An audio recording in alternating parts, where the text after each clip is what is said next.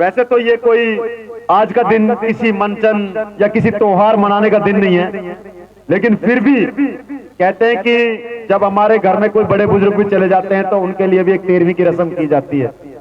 हम उस दिन भी एक रोना मनाते हैं, लेकिन आज का दिन उन 40 सैनिकों जिन्होंने किसी एक घर के नहीं, 40 परिवार नहीं, पूरे समाज के लिए वो कठोर वो व्यक्ति गए हैं हमारे देश के, जिन्होंने अपने घर बार छोड़ करके, सब कुछ छोड़ करके देश की, समाज की सीमा के लिए लड़ने के लिए चले जाते हैं। हमने बहुत एक केड़ी प्रताड़ना झेली है। एक धारा थी 370, उस 370 ने हमारे देश को 2 भागों में बांटा हुआ था। उस बांटे हुए भाग की वजह से कुछ पाकिस्तानी आतंकवादी उस देश में, कश्मीर में किस तरह से हमारे अंदर एंट्री कर जाते थे। आपने जो भाई यहां जानते होंगे 370 के बारे में, वो इस बात को भी अवश्य जानते होंगे कि 370 धारा क्या थी। एक भारत के अंदर एक रहने वाले, एक संविधान के अंदर 2 संविधान होने, 2 झंडे होने, और सबसे बड़ी बात क्या थी कि भारत देश का एक नागरिक कश्मीर में जाता था तो वहां रहने के लिए उसे वहां की आधिकारिक नागरिकता नहीं मिलती थी, लेकिन पाकिस्तानी एक कश्मीरी महिला से शादी कर करके वहां की नागरिकता हासिल कर लेता था, और वही आतंकवाद को बढ़ावा देता था, क्योंकि पाकिस्तान का एकमात्र उद्देश्य भारत में आतंकवाद फैलाना था।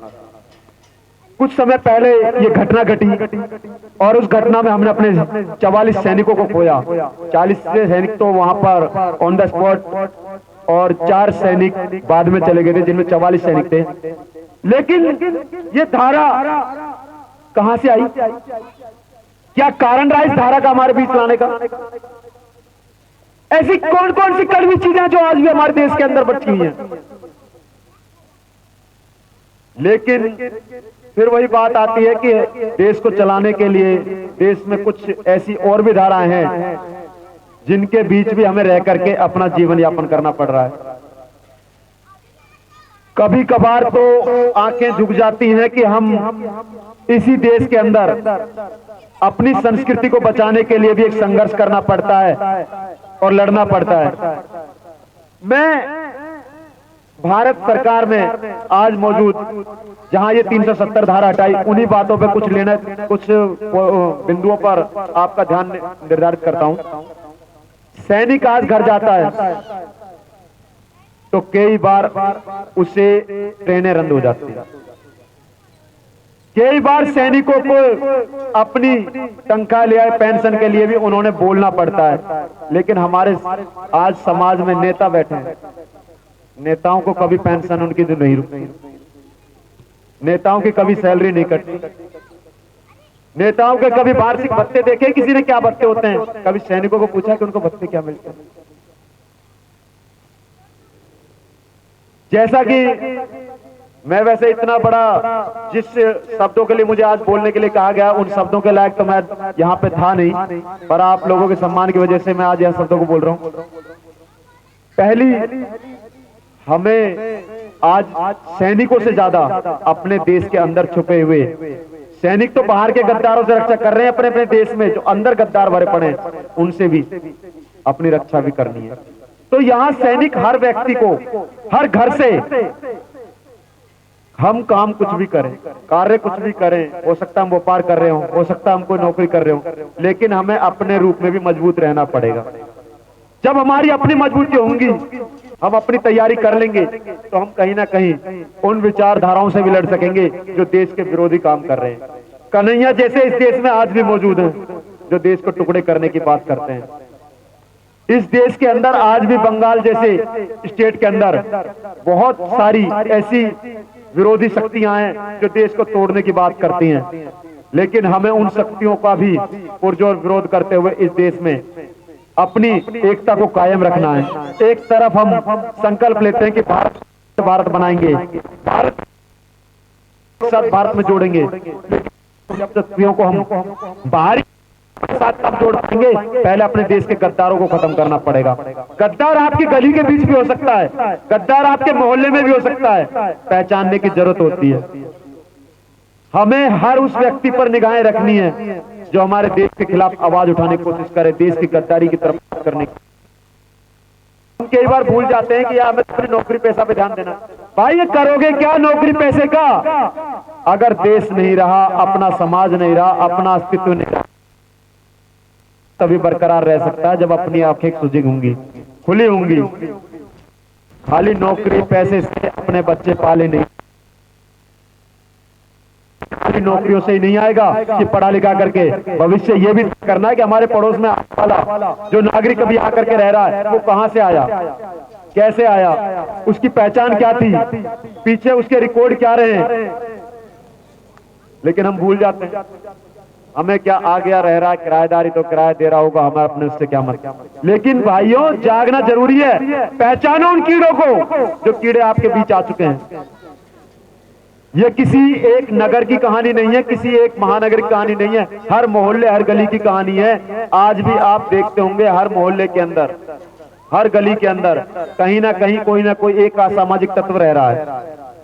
हर जगह आप देखते हैं कहीं लव जिहाद की घटनाएं आ जाती हैं, कई जगह ऐसी कहानियां भी उत्पन्न हो जाती हैं जो देश में आज देश विरोधी बातें करने लग जाते हैं। वो कह देते हैं कि 370 ही क्यों हटी। कई बार तो बात आती है कि राम मंदिर पे ही वो उठा देते हैं सवाल। तो मेरे भाइयों उनसे भी उनकी पहचान कर लो, उन्हें चिन्हित कर लो कि वो कौन है जो आपके बीच रह करके देश को अखंडता पे संदेह पैदा कर रहे हैं, देश की अखंडता को मिटाने की कोशिश करते हैं। हमें बाहरी ताकतों से ज्यादा अपने बीच बसे हुए गद्दारों का, उन गद्दारों की पहचान करनी है। ये काम अकेले किसी संगठन का नहीं, ना ही आपके बीच यहाँ उपस्थित बजरंग दल कार्यकर्ताओं या हिंदू जागरण मंच के कार्यकर्ताओं का है, ये काम आप सभी का है। और जैसा कि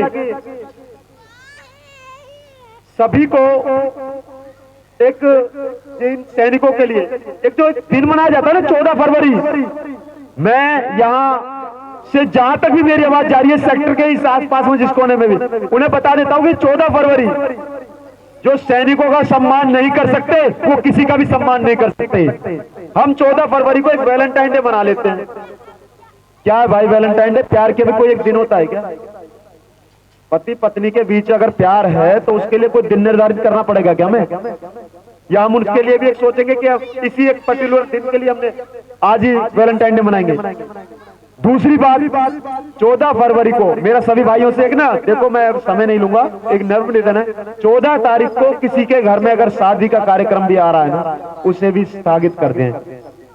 15 अगस्त 1947 को हमने आजादी जरूर हासिल कर ली थी, पर यह काला दिन भी याद रहना चाहिए जिस दिन हमने अपने 44 सैनिकों को खोया था।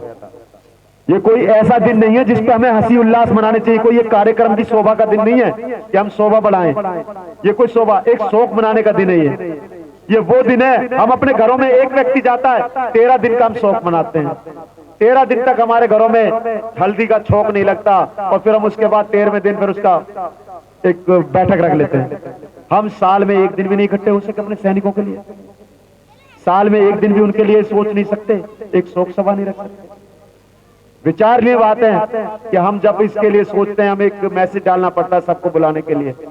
हमें तो ये घर घर में करना चाहिए, हर घर में कोई 14 तारीख को किसी भी तरह का कोई भी किसी तरह का त्योहार नहीं मनाएंगे। ये 14 फरवरी वो काला दिन है जिस दिन हमने अपने सैनिक खोए थे। वो सैनिक खोए थे जो छुट्टी मना करके घर लौट रहे थे, वो घर नहीं लौट के आए क्योंकि उन्हें फिर भी एक छोटी सी बच्ची को देखा होगा आपने, जब वो सेना के सैनिकों का अंतिम संस्कार किया जा रहा था तो एक सैनिक की बेटी अंतिम संस्कार करते हुए मतलब उसकी आंखों से आंसू थे, लेकिन सलूट मारते हुए अपने पिता को कह रही थी कि जाने के बाद मैं भी सेना में भर्ती होंगी। हम में से सोच सकते हैं, हम में से तो संगठन में भी जाते वक्त ये सोचते हैं कि ये तो बेरोजगार है, खाली है। अरे कौन खाली है इनमें से? इनमें से आपको जो भी लगता हो संगठन के अंदर या मौजूद उपस्थित हैं अर्जुन बघेल जी, 18 से 20 करोड़ का टर्नओवर है साल का, और आपके बीच लड़ाई लड़ते हैं, आपके हित की लड़ाई लड़ते हैं, लेकिन किसी और के लिए। वही जो सेना में जाते हैं वो कोई आपके धन के लालच के लिए सेना में नहीं जाते, आपकी सेवा के मन में फितूर होता है कि हमें देश की सेवा करनी है। यहाँ उपस्थित हमारे बीच माननीय राकेश वशिष्ठ जी, कितना टर्नओवर समझ रहे हैं भाई इनका? क्या अंदाजा लगा सकते हैं? क्या पैसे की लालसा की हमारे? सिर्फ एक मन में इनके अंदर एक जागृति है कि मुझे समाज की सेवा करनी, मुझे देश की सेवा करनी है। अखंड भारत के लिए एक जो इन्होंने प्रण ले रखा है, घर से हर कार्यक्रम में पहुंचना, आधी रात पर 2-2 बजे तक आपके लिए, आपकी समस्याओं के लिए खड़े होते हैं। यहाँ हमारे भी सुशील जी उपस्थित हैं। क्या अंदाजा लगा रहे हो कि कोई छोटी मोटी कोई पान बीड़ी सिगरेट की दुकान है?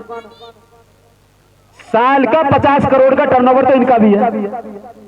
और ये आपके बीच आकर के हर मुद्दे को उठाते हैं, हर बात को लेकर के चलते हैं। लेकिन किस लिए? क्योंकि हमें समाज को, अखंड भारत के अंदर रहने वाले सभी समाज के सभी व्यक्तियों के बीच उनकी समस्याओं को, साथ में रह रहे देश के जो बीच में हमारे बीच गद्दार रह रहे हैं, उनकी पहचान करनी है। तो भैया मेरा निवेदन है कि 14 फरवरी को आगे से हम किसी भी तरह के कोई भी घर में जो सांस्कृतिक कार्यक्रम है जिनमें हर्षोल्लास मनाया जाता है, उन्हें अगले दिन करें या एक दिन पहले कर लें। 14 तारीख को नहीं मनाएंगे। जय श्री राम, जय गौ माता।